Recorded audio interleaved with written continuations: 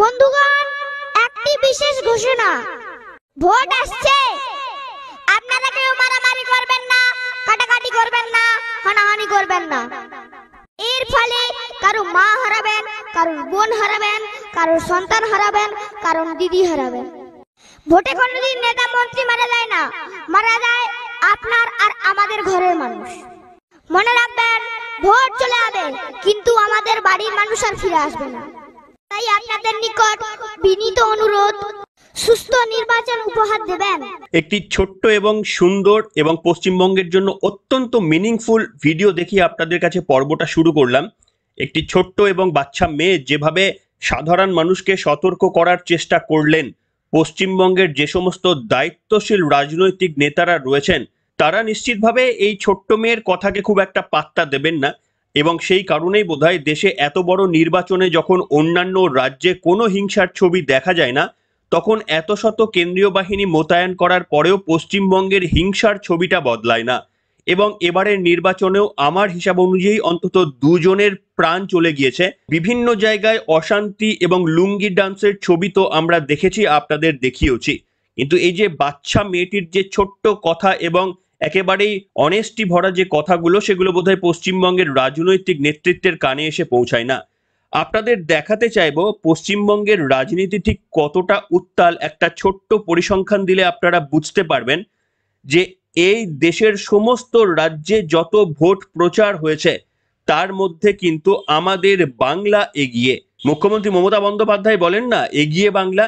আমরা দেখেছি বিভিন্ন ক্ষেত্রে এগিয়ে বাংলা, কোন কোন জায়গায় বাংলা এগিয়ে রয়েছে আর কোন কোন জায়গায় বাংলা পিছিয়ে রয়েছে তৃণমূল কংগ্রেসের সমর্থক বাদ দিয়ে বাদবাকি কিন্তু সকলেই জেনে গিয়েছেন। এই ধরুন, শিল্পতে বাংলা কতটা এগিয়ে, শিক্ষাতে বাংলা কতটা এগিয়ে, স্বাস্থ্যতে বাংলা কতটা এগিয়ে, পড়াশোনাতে মেধাতে বাংলা কতটা এগিয়ে এই রাজ্যের শাসনকালে, সেটা কিন্তু আমরা জেনে গিয়েছি। আবার আপনারা যদি দেখেন যে দুর্নীতিতে বাংলা কতটা এগিয়ে গোটা দেশের মধ্যে, কিংবা চুরিতে কতটা এগিয়ে গোটা বাংলাদেশের মধ্যে, কিংবা ধরুন ভোটে হিংসায় বাংলা কতটা এগিয়ে দেশের মধ্যে, এর উত্তরগুলো কিন্তু আপনাদের কাছে সকলের জানা রয়েছে। তবে আরো একটি ক্ষেত্রে বাংলা এগিয়ে, সেটা হচ্ছে ভোট প্রচারে। দেশের মধ্যে সব থেকে বেশি ভোট প্রচারে বাংলা কিন্তু এগিয়ে রয়েছে। এ রাজ্যে প্রায় 1 লক্ষ সভা এবং মিছিল সহ নানা রকমের কর্মসূচি হয়েছে। নির্বাচন কমিশন যা জানিয়েছে, আর কোন রাজ্যে ভোটের প্রচারে এত বেশি সভা মিছিল হয়নি। বৃহস্পতিবার শেষ দফার প্রচার শেষের পরে কমিশন সূত্রে জানা গিয়েছে, বাংলায় কর্মসূচি করতে চেয়ে বিভিন্ন রাজনৈতিক দল ও সংগঠনের তরফে 1,19,276টি আবেদন জমা পড়েছিল। তার মধ্যে 95,000 আবেদনের অনুমতি দেওয়া হয়েছে। রাজ্যের মধ্যে আবার সব থেকে বেশি প্রচার হয়েছে পশ্চিম মেদিনীপুর জেলায়, সেখানে 10,688টি কর্মসূচি হয়েছে। তালিকায় দ্বিতীয় স্থানে রয়েছে উত্তর 24 পরগনা। কাজেই বুঝতেই পারছেন, তৃণমূল কংগ্রেস যেমন চাইবে যে আগামী বিধানসভা নির্বাচনে আরো একবার লাইসেন্সটা যেন রিনিউয়াল করানো হয়, তার লক্ষ্যে এখন থেকেই তারা ঝাঁপিয়ে পড়েছে। আর বিজেপি চাইছে এত চুরি দুর্নীতির পরেও যদি এই রাজ্যের সরকারকে, এই রাজ্যের তৃণমূল প্রশাসনকে সরানো না যায়, তাহলে এর ব্যর্থতার দায় বোধহয় তাদেরই। আপনারা যদি জিজ্ঞাসা করেন আমার ব্যক্তিগত মতামত, যদি এই অবস্থাতেও পশ্চিমবঙ্গ থেকে এই রাজ্যের শাসক দল তৃণমূল কংগ্রেসকে সরাতে না পারে, যে কোনো রাজনৈতিক দল বা সমস্ত বিরোধী রাজনৈতিক দল মিলে, সে ব্যর্থতা তাদের যতটা, তার থেকেও বেশি বোধহয় পশ্চিমবঙ্গের সাধারণ মানুষের। ভারতের আর দ্বিতীয় কোনো রাজ্য দেখবেন না যে রাজ্যের ওপর এত মারাত্মক, এত কোটি কোটি টাকার চুরি দুর্নীতির অভিযোগ এবং সেখানে নেতা নেতৃত্বদের জেল যাত্রা, এগুলো দেখার পরেও অন্য কোনো রাজ্য সেই সরকারকে বারবার নির্বাচিত করে এসেছে। ভারতের দ্বিতীয় কোনো রাজ্য আপনি দেখবেন না, সেটা বিজেপি শাসিত হতে পারে, কংগ্রেস শাসিত হতে পারে। আপনারা জানেন বিজেপি শাসিত রাজ্যেও ইভেন সেখানে ছোট দুর্নীতি হলেও কিন্তু মানুষ পরিবর্তন চেয়েছেন। যেমন উদাহরণ হিসাবে আপনাদের কর্ণাটকে বলছি, সেখানে ছোট্ট দুর্নীতি হয়েছিল এবং সেই কারণে বিজেপিকে চেঞ্জ করতে মানুষ পিছপা হয়নি। আর উল্টো দিকে যদি আপনারা দেখেন রাজস্থানে, সেখানে কিন্তু কংগ্রেসের দুর্নীতির ছবিটা মারাত্মকভাবে ধরা পড়েছিল এবং সেখানকার মানুষ কংগ্রেসকে সরিয়ে দিতে একবারও ভাবেনি। আর আপনারা যদি পশ্চিমবঙ্গের কথা বলেন, তাহলে সেই দুর্নীতির পরিমাণ রাজস্থান বলুন, কর্ণাটক বলুন, দেশের অন্যান্য রাজ্যের তুলনায় একেবারে অনেকটা সুবিশাল। তা সত্ত্বেও পশ্চিমবঙ্গের মানুষ যদি এই রাজ্যের শাসক দলকে লাইসেন্স দিয়ে দেয় আরো একবার রাজ্য পরিচালনার দায়িত্ব হিসেবে, সেটা বিরোধীদের যতটা ব্যর্থতা তার থেকেও ব্যর্থতা বোধহয় পশ্চিমবঙ্গের সাধারণ মানুষের। এবং এর কারণ হিসাবে আপনাদের বলতে পারি, এই ধরুন 2021-এ যখন আমাদের বিধানসভা নির্বাচন হলো, তখনই যদি পশ্চিমবঙ্গের মানুষ রাজনৈতিক সচেতনতা থেকে তৃণমূল কংগ্রেসকে সরিয়ে দিতে পারত, তাহলে কি সন্দেশখালির মতো ঘটনা ঘটতো? তাহলে কি রেশন চুরির মতো ঘটনা ঘটতো? তাহলে কি 2022-2023-এ এই সমস্ত সময়ে যে সমস্ত দুর্নীতি হয়েছে, টেট পরীক্ষায় দুর্নীতির কথা সামনে আসছে, সেগুলো ঘটতো? সেগুলো কোনোটাই ঘটার সুযোগ পেত না যদি 2021 সালে পশ্চিমবঙ্গের মানুষ তাদের প্রিভিয়াস এক্সপিরিয়েন্স থেকে সঠিকভাবে ভোটের লাইনে গিয়ে দাঁড়াতে পারতেন। তেমনটা যেহেতু হয়নি, সেই জন্য দেখুন ভুগতে কাকে হচ্ছে। সঠিক মানুষ ডিসিশন নিতে পারেননি 2021 সালে বলে কিন্তু মানুষকে ভুগতে হচ্ছে, সেই মানুষকেই ভুগতে হচ্ছে। তৃণমূল কংগ্রেসের নেতা নেতৃত্বরা কিন্তু ভুগছেন না, ভুগছে সেই সাধারণ মানুষ। রাস্তার মধ্যে বসে রয়েছেন মধ্যবিত্ত সাধারণ মানুষের যে সমস্ত সুযোগ্য চাকরি প্রার্থী যারা রয়েছেন, পড়াশোনা করে চাকরির জন্য অপেক্ষা করছেন, তারা রাস্তায় বসে রয়েছেন। প্রান্তিক স্তরের মানুষ রয়েছেন, তারা কেন্দ্রীয় প্রকল্পের সুযোগ পাচ্ছেন না।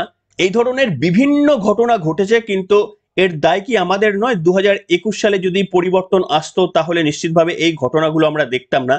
এবার এই সমস্ত ঘটনা থেকে আমাদের ভাবতে হবে যে 2021-এর যে সিদ্ধান্ত, তারপরে পশ্চিমবঙ্গের মানুষকে এই 3 বছর 4 বছর ধরে যে ফল ভুগতে হয়েছে এবং আগামী 5 বছর ধরে যে ফল আমরা ভুগবো 2026 পর্যন্ত, পরবর্তী বিধানসভা নির্বাচন পর্যন্ত, তারপরে যখন সাধারণ মানুষ এই রাজ্যের রিপোর্ট কার্ড নিয়ে আরো একবার ভোটের লাইনে দাঁড়াবে, তখন যদি আরো একবার আমরা এমন একটা সিদ্ধান্ত নিই এবং সেই সিদ্ধান্তের পর আগামী 5 বছর দেখা যাবে যে তৃণমূল কংগ্রেস ক্ষমতায় আসলে তারা কি রেকটিফাই করলো, নাকি যে সমস্ত জায়গায় তারা চুরি দুর্নীতিটাকে থামিয়ে রেখেছিল সেই জায়গা থেকে তারা আবার শুরু করে বাকি 5 বছর নিয়ে গেল, সেটা আমাদের দেখতে হবে আগামী দিনে। তাই নির্বাচনের লাইনে দাঁড়ানোটার থেকে আপনারা কি ভেবে নির্বাচনের লাইনে দাঁড়াচ্ছেন সেটা অত্যন্ত গুরুত্বপূর্ণ। তবে একথা অবশ্য ঠিক, পশ্চিমবঙ্গে সাধারণ মানুষের রায় কতটা ভোট বাক্সে প্রতিফলিত হয়, নির্বাচনের ফল প্রকাশে যেটা আমরা দেখি, সেটা আদতে কতটা সাধারণ মানুষের জনরায় তা নিয়ে কিন্তু যথেষ্টই সন্দেহ রয়েছে। সন্দেহ থাকার যথেষ্টই কারণ এখানে বিভিন্ন স্তরে দুর্নীতি হয়, যেমন তেমনি আবার ভোটের নির্বাচনেও কিন্তু একই বিভিন্ন স্তরীয় দুর্নীতি হয়। একেবারে নির্বাচনের আগে থেকে ভোটারদের ভয় দেখানো থেকে শুরু করে পঞ্চায়েত বা বিধানসভা যদি নির্বাচন হয় তাহলে রিগিং এর মতো জঘন্য ঘটনার ছবি আমরা দেখেছি। আর এরপরে একেবারে ত্রিস্তরীয় ফাইনাল স্টেজে এসে যখন কাউন্টিং হবে, তখনও কিন্তু বিভিন্ন রকমের দুর্নীতি বা এজেন্টদের, বিজেপির এজেন্টদের বসতে না দেওয়া, রাজ্য পুলিশ প্রশাসনের সাহায্য নিয়ে তাদেরকে ওর মধ্যে গ্রেপ্তার করে নেওয়া, এই ধরনের বিভিন্ন কাণ্ড কারখানা ঘটে। তবে বিরোধী দলনেতা গতদিনে সেই কাজটাই করলেন, কিন্তু নির্বাচন কমিশনের অফিসে গিয়ে পরিষ্কারভাবে জানালেন যে এবারে যেন গ্রেপ্তার না করা হয় এবং পুলিশ যদি ডাকে কোনো কারণে তাহলে থানায় যেন না যায় বিজেপির কোনো এজেন্ট বা কর্মীরা, সেটা তাদেরকে নির্দেশ দিলেন এবং বাকিটা যা করার সেটা শুভেন্দু অধিকারীরা আইনত সহায়তা দেবেন বলেন জানালেন। কি বলেছিলেন তিনি, শুনুন। আমরা আপনাদের মাধ্যমে গোটা পশ্চিমবঙ্গের 7th ফেজে সমস্ত বিজেপি এবং অন্যান্য নির্দল বা অন্য দলের লোকেদেরও বলছি, পুলিশ ডাকলে ফোন করে থানায় যাবেন না, বাড়িতে গেলে দরজা খুলবেন না, সেকশন 41-এ নোটিশ ছাড়া একজনও কোনো থানায় যাবেন না। উত্তর কলকাতাতে চোর মমতা কালকে বিনীত গোয়েলের মাধ্যমে কিছু ওসিকে লাগিয়েছে।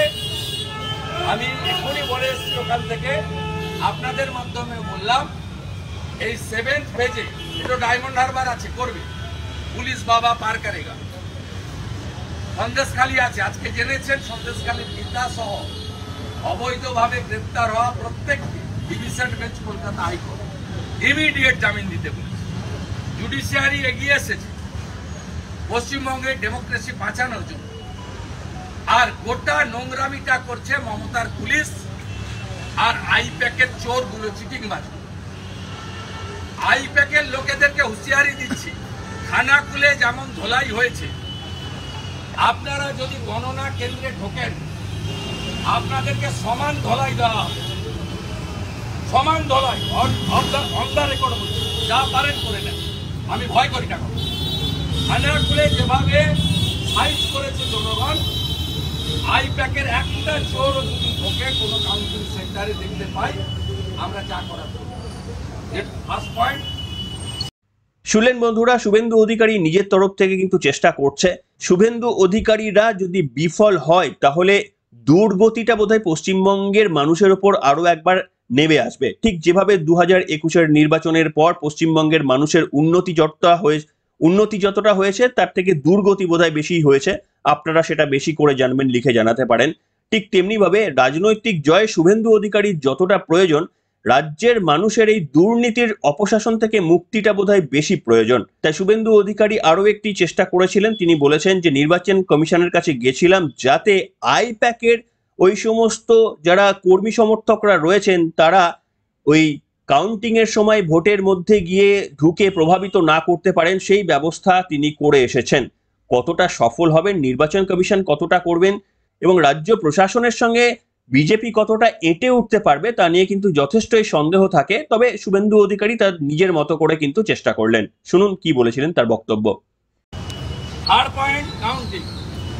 কিছু দলদাস ডিএম তারা ভারতীয় জনতা পার্টির প্রার্থী, জেলার প্রেসিডেন্ট, ইলেকশন এজেন্টকে ফোন করে বলছে 30 তারিখের মধ্যে কাউন্টিং এজেন্টের লিস্ট দিন। কেন? একটা কপি পুলিশকে দেবে যাতে অ্যারেস্ট করে। আমাকে সিআইডির অফিসাররা বলেছেন যে মমতা ব্যানার্জির নির্দেশ আছে কিছু কাউন্টিং এজেন্টকে অ্যারেস্ট করা। পুলিশের সব লোক তো খারাপ না, 80 ভাগ ভোট দিয়েছে বিজেপি, 80 ভাগ। শান্তনু সিনহা বিশ্বাসরা চিটিংবাজগুলো, ইতিশ্বর রাউত আর তপন মাইতি ওয়েলফেয়ারের নামে কিছু করতে পারেনি। আমরা সিওকে ধন্যবাদ জানাই। চিটিং ভোট পুলিশের করতে গেছিল, আমরা আটকে দিয়েছি। ওই কারণে একটা ভোটও চিটিংবাজি করতে পারেনি। পুলিশের 90% ভোট ইটি ভোট পদ্মগুলি দায়িত্ব নিয়েছে। তা আমরা এক্ষেত্রে বলেছি যে আইন কি আছে। সিও বলেছে 4 তারিখে কাউন্টিং, 1 তারিখ 5টার মধ্যে আপনি লিস্ট দেবেন, তার আগে দেবেন, নট ম্যান্ডেটারি। আমরা বলেছি লিস্টও দেব, লিস্ট যাতে বাইরে না বেরোয় দায়িত্ব আপনার। আপনাকেও রাত্রি 9টার মধ্যে কপি দেব। প্রত্যেকটা কাউন্টিং এজেন্টের প্রোটেকশন, ফ্রিলি কাউন্টিং এ যাওয়া এবং তাদের লিস্ট যাতে আইপ্যাকের চোর বা পুলিশের হাতে না যায় তার দায়িত্ব আপনাকে নিতে হবে। উনি আমাদেরকে অ্যাসিওর করেছেন এবং আমরা বলেছি 5টার মধ্যে লিস্ট দেবো, তার আগে দেবো না, 1 তারিখে। আর আপনি 9টার মধ্যে মেলের স্পেয়ার কপি পেয়ে যাবেন। শোনালাম বন্ধুরা, এই জন্যই হয়তো পশ্চিমবঙ্গের সাধারণ মানুষ ভোটের লাইনে গিয়ে যা ভোট দেয় আর নির্বাচনের ফল প্রকাশের পর যা রেজাল্ট আসে তার মধ্যে আমরা বিস্তর ফারাক দেখি। আমাদের অবাক লাগে কেন এই ধরনের ঘটনা ঘটেছে এবং তার উত্তর হচ্ছে এই ত্রিস্তরীয় নির্বাচনে কিন্তু দুর্নীতি আমাদের এই রাজ্যেই হয়।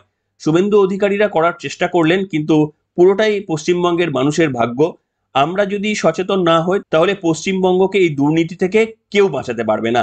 আর যেদিন আমাদের সম্বিত ফিরবে সেদিন বোধহয় আমাদের পড়শিদের শ্রীলঙ্কার মতো যদি হয়ে থাকি আমরা, তাহলে অবাক হওয়ার কিছু থাকবে না। কিন্তু আমার মনে হয় তার আগেই বোধহয় সম্বিত ফেরাটা আমাদের অত্যন্ত জরুরি।